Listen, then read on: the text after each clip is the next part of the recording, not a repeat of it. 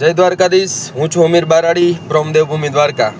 મિત્રો, હું જેલમાં હતો અને આખી વિગત હું તમને કહીશ. મારી આઈડી લઈ લીધી છે. મારું ઇન્સ્ટાગ્રામ, ફેસબુક બધું ડિલીટ કરી નાખ્યું છે. ગુજરાત પોલીસ LCB દ્વારા અટક કરી હતી મારી. હું શરૂઆતની ઘટના કહું તો હું એક મીડિયામાં જતો હતો રાજકોટ. તો પોલીસને ખબર પડી ગઈ હશે કે હું મીડિયામાં જાઉં છું, ન્યૂઝમાં કોઈ રિપોર્ટ દેવા. તો મને મારી ટોલ નાકા ઉપર અટક કરવામાં આવે છે અને મને ડિટેન કરવામાં આવે છે, બરાબર. અને મારી ડિટેન થયા બાદ મને લઈ જવામાં આવે છે જામનગર LCB PIની ઓફિસમાં, જ્યાં આપણા લગારિયા સાહેબ PI છે. આપણે કોઈ વ્યક્તિગત આમાં કોઈનું નામ નથી લેવાનું, પણ PI દ્વારા અહીંયા મને બેસાડવામાં આવે છે. 17.5 કલાક બેસાડવામાં આવે છે, રાત્રે 3થી પાછો સાંજે 9 વાગ્યા સુધી.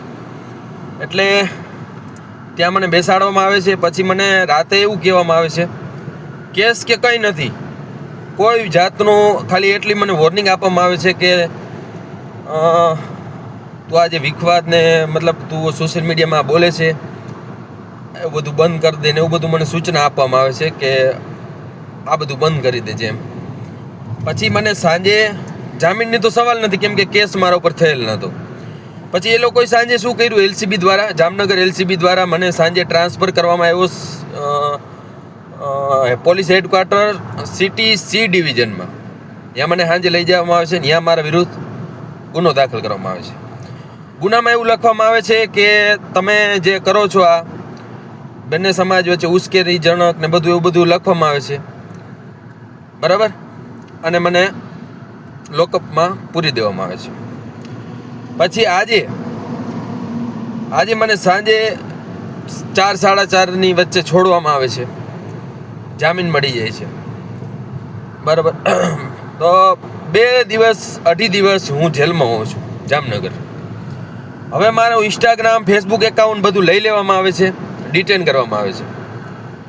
અને એવું મેં કોઈ કર્યું નહોતું કે એના લીધે કે ફેસબુક, ઇન્સ્ટાગ્રામ ડિલીટ કરવામાં આવે. છતાં પણ કોના ઈશારે થયું છે, શું છે, મને કંઈ ખબર નથી. પણ આમાં રાજકારણ છે, એ ફાઇનલ વાત છે. અને કંઈ વાંધો નહીં, મારું ઇન્સ્ટાગ્રામ, ફેસબુક એકાઉન્ટ ડિલીટ થયું, હું પાછો ઊભો થઈશ, પાછો મેદાનમાં આવીશ, હિંમત હારી નહીં જાઉં, સમાજ માટે લડીશ અને લડતો રહીશ, બરાબર. અને હું જાણું છું કે સત્ય નહીં પરાજિત નથી થતો કોઈ દિવસ.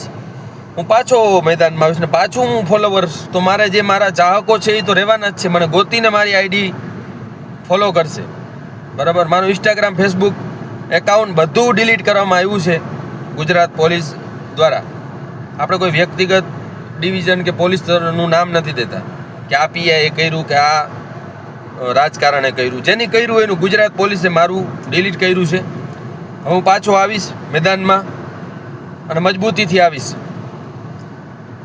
અને એ તમને એક વોર્નિંગ દેતો જાઉં, દ્વારકાની મને જે આ ડિલીટ કર્યું ને જેની રાજકારણની સાજિશ હોય ભલે હોય, એક વોર્નિંગ હું દેતો જાઉં છું. આગામી દ્વારકાની વિધાનસભા હું લડવાનો છું. પેટમાં દુખતું હોય જેને, ભલે દુખે, આ યાદ રાખજો. મને તમે આવી રીતે પાડશો પણ હું કદાચ જેલમાં આવીશ ને તો દ્વારકાની સીટ ઉપર હું લડવાનો છું, એ ફાઇનલ વાત છે. આ યાદ રાખજો. હું દ્વારકા સીટમાં હું લડીશ, આ એક હું તમને વોર્નિંગ દઈ દઉં. અપક્ષમાં લડીશ એ કહી દઉં, કોઈ પાર્ટીમાંથી હું નહીં લડું.